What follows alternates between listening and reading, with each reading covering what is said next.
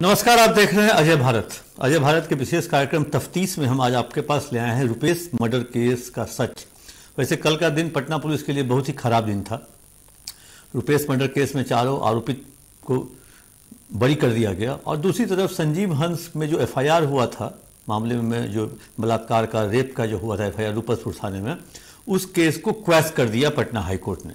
और दोनों की तफ्तीश बहुत ही उम्दा किस्म से सीनियर एसपी स्तर के अधिकारी दोनों की तफ्तीश या कहें सुपरविजन कर रहे थे, मॉनिटरिंग कर रहे थे। रुपेश केस में उस समय के तत्कालीन सीनियर एसपी उपेंद्र शर्मा कर रहे थे और इस केस में खुद जो सीनियर एसपी कम डीआईजी हैं राजीव मिश्रा, उन्होंने इसकी जांच की थी और उन्होंने सुपरविजन भी निकाला था और उसके आधार पर ईडी भी संजीव हंस और गुलाब यादव के दरवाजे पर गई थी, जांच की थी, फार्म हाउस मिला था, मर्सिडीज कार मिला था। लेकिन वो न्यायालय का मामला है, उस पर हम अभी नहीं पढ़ेंगे और हम आते हैं रुपेश मर्डर केस के तफ्तीश पर। आखिर किन कारणों से पुलिस की क्या त्रुटि थी, कहां पर चूक हुई जिस कारण से चारों आरोपित बरी हुए या सही लोग पकड़े नहीं गए। आपको बता दें, क्योंकि जिस दिन ऋतुराज को गिरफ्तार किया गया था उस दिन दिखाया गया था एक मेड इन यूएसए पिस्टल और एक गोली, दोनों को अलग अलग डब्बे में बंद करके एफएसएल के लिए बैलिस्टिक जांच के लिए भेजा गया।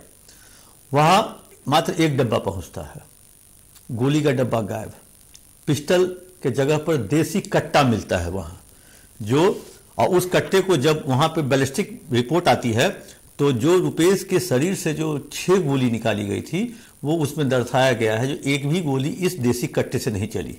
तो बैलिस्टिक रिपोर्ट बहुत ही अहम सबूत माना जाता है और वैसी स्थिति में जो पटना पुलिस संदेह के घेरे में भी आ जाती है और कहें जो एक तरह से कहें जो 18 गवाह पुलिस ने पेश किए, जिसमें 11 पुलिस के ही गवाह थे, मतलब पुलिस के ही ऑफिसर थे, जिसमें 3-4 तो यूं जरा कदा जो आईओ चेंज होते हैं वो थे, क्योंकि किसी का ट्रांसफर होने पर, किसी कहीं जाने पर, तो एक यहाँ ये मिस्टेक हुआ। दूसरा मिस्टेक जो पुलिस ने कहा, जो एक तरह से 200 सीसीटीवी फुटेज कोर्ट में पेश किया, कोर्ट में पेश किया गया तो घटना स्थल का मात्र 9 सीसीटीवी फुटेज था।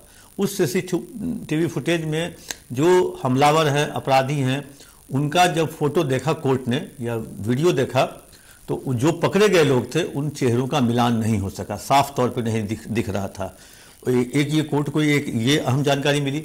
वहीं पुलिस अब कहें जो घटना स्थल से 15 किलोमीटर दूर का सीसीटीवी वीडियो, कहीं 20 किलोमीटर दूर का सीसीटीवी, कहीं 5 किलोमीटर दूर का, तो 20 किलोमीटर पे आदमी घूमने तो जा सकता है, अपने काम से जा सकता है, लेकिन आप देख रहे हैं पूरे शहर में ये गाड़ी घूम रही है, ये दिखाना चाह रहे थे पुलिस।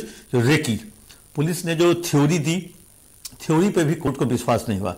पुलिस ने कहा जो एयरपोर्ट से निकले थे घर आने के लिए, एयरपोर्ट गोलंबर के पास जो जहाँ पे पटेल गोलंबर है वहाँ पर कहे जो इनकी टक्कर हुई थी ऋतुराज से पुलिस की मोटरसाइकिल से रुपेश की कार को, हेक्टर कार है, उसमें ठोकर लगी थी और उसको लेकर के ये दोनों में कहा सुनी हुई और रुपेश ने एक थप्पड़ ऋतुराज को जड़ दिया था।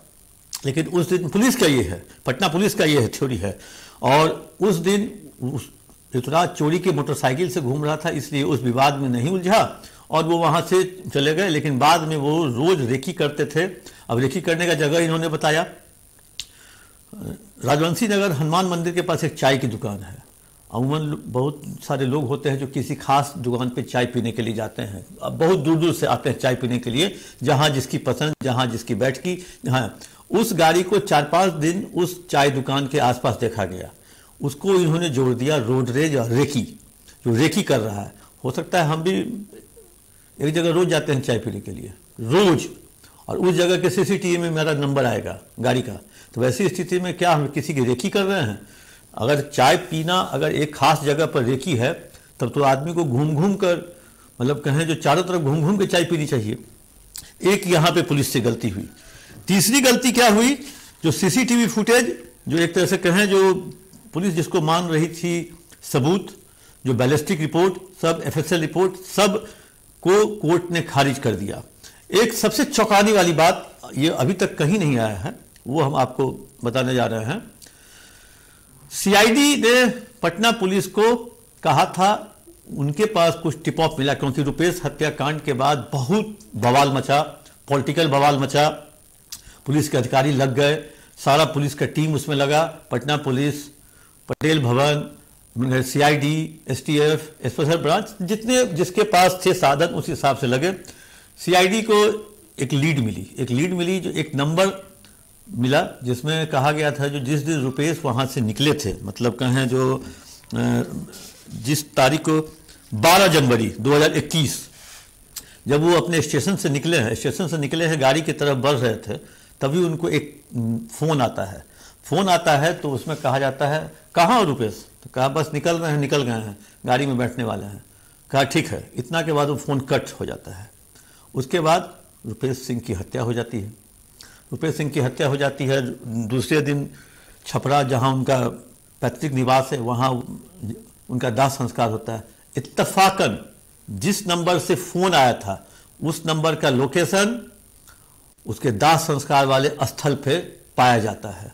इस चीज़ की जानकारी पटना पुलिस को दी गई थी। उसके बाद भी पटना पुलिस ने उस पर काम नहीं किया।